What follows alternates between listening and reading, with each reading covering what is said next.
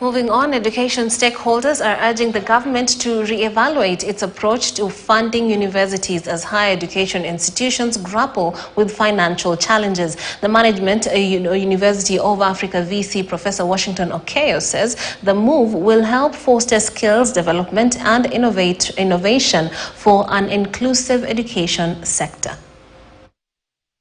A lot of universities abroad are actually surviving on these partnerships and collaborations, and they're very strong. And the partnerships and collaborations are not only limited to, for example, private sector only. It is even with the government, okay? Because if you go to the universities abroad, most of those private universities there are actually the sources of innovations for the government.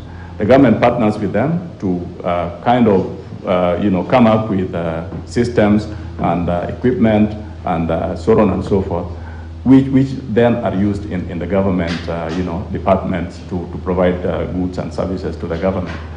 We must take the fundraising strategies as private universities very seriously.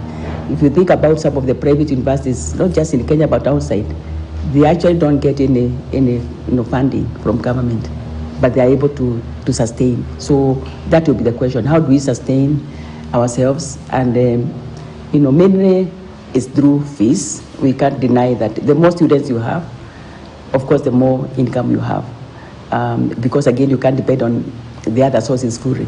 But so the question will be, how do we make sure that we attract students to this university?